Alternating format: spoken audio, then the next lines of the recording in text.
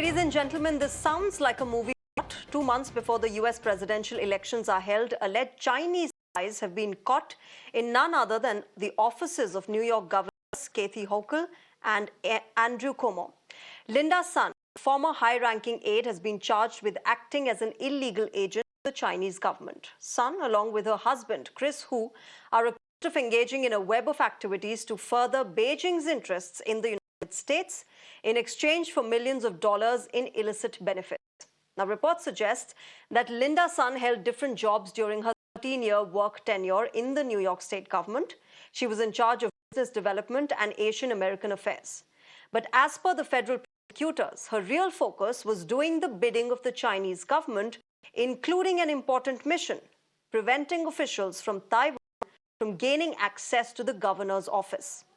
She allegedly received funds for a lavish lifestyle, which included a multi-million-dollar mansion, a fleet of luxury cars, including a Ferrari, and amusingly, a Ninjiang-style salted duck, which is a Chinese delicacy.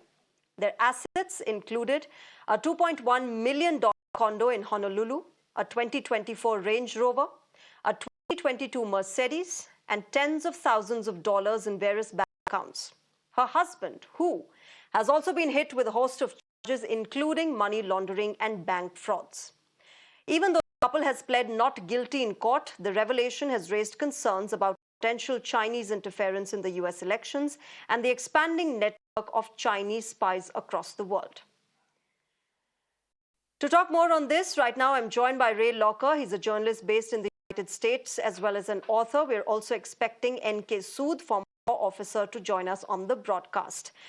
Good evening, namaskar. Thank you very much for joining us on Mirror Now. This is nothing less than a movie plot, Ray. Two alleged Chinese spies being caught in the office of the New York governor. How is the US really seeing it? I'm sure there's a lot of concern given the fact that it's coming ahead of the presidential elections. Oh, it's always a concern when you have agents of a foreign government who have somehow managed to infiltrate government offices in the United States. And the accusations are pretty striking. I mean, the fact that they altered messages going to the governor to invite her and before her, Andrew Cuomo, to certain events with Taiwanese officials, and all of a sudden, the invitation disappeared, and they find out that she is the conduit for that. That's something that anybody should be concerned about.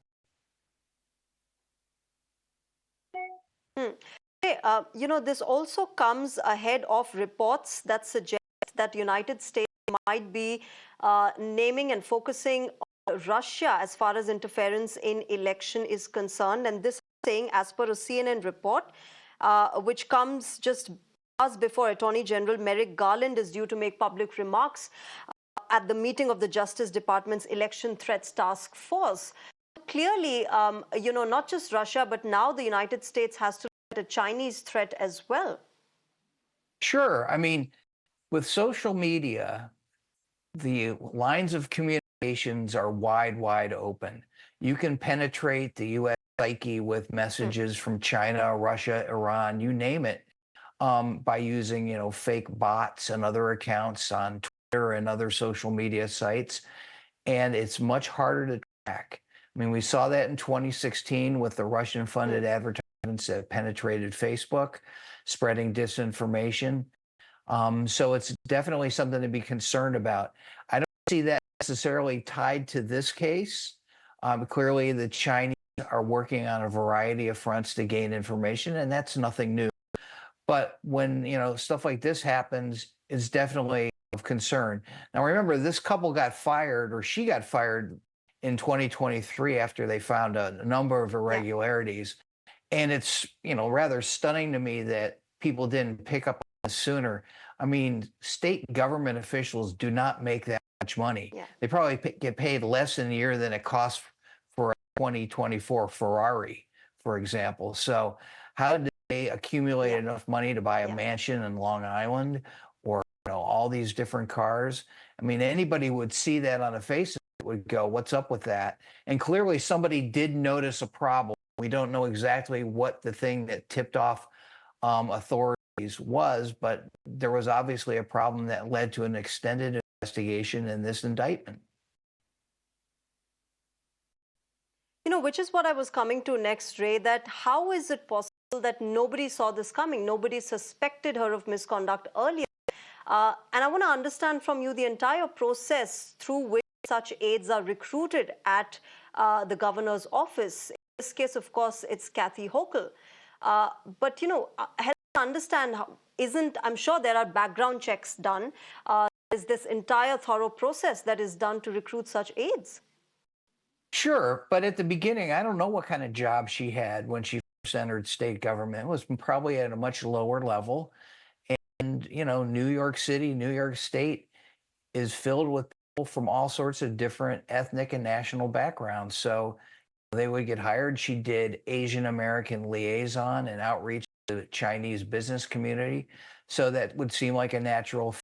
And that's what you're looking for when, you're a state trying to expand your reach to other countries. You want people who understand that culture doing the work for you.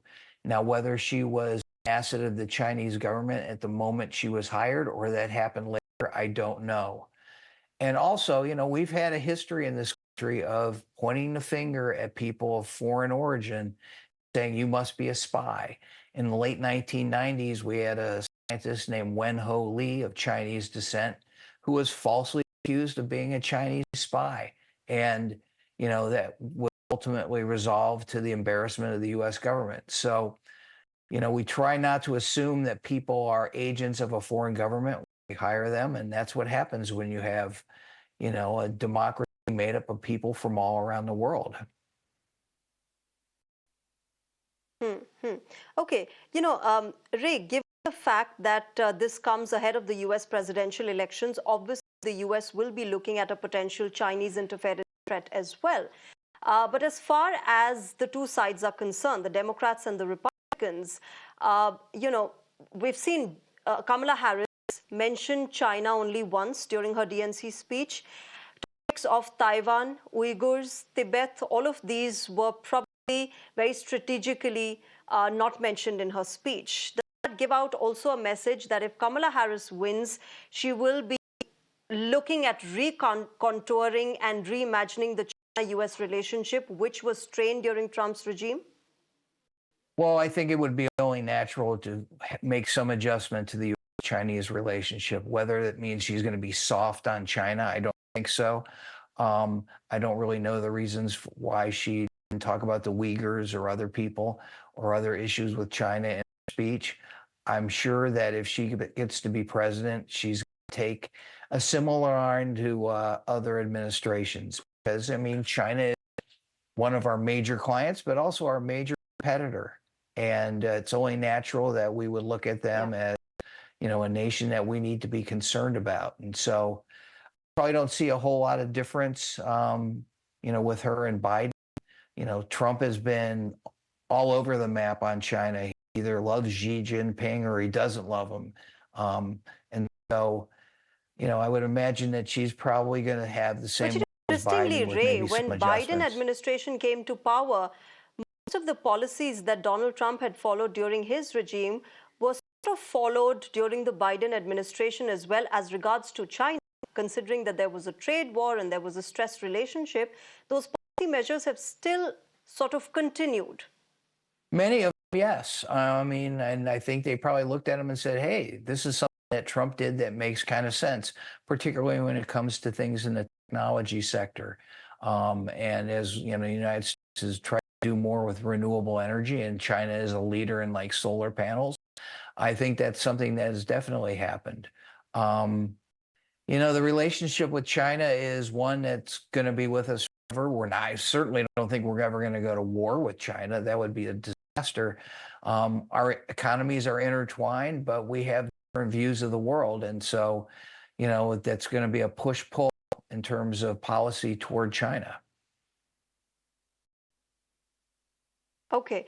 Ray, also, help me understand how this really moves forward now in terms of the indictment that has now happened with these two alleged spies who allegedly were working for the Communist Party of China. How does this move forward now, this case? Well, I would imagine that there are talks between the defendants and the government.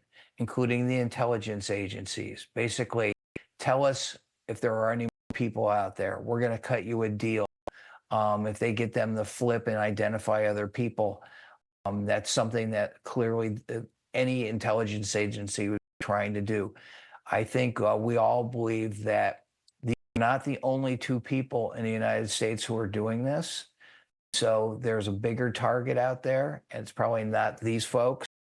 And so, what is the network of Chinese operatives in the United States? I think that's what the law enforcement will be going for, plus the basics of the case itself. It takes a while to put a prosecution like this together, and I would imagine that's what they're doing. They're just kind of moving forward.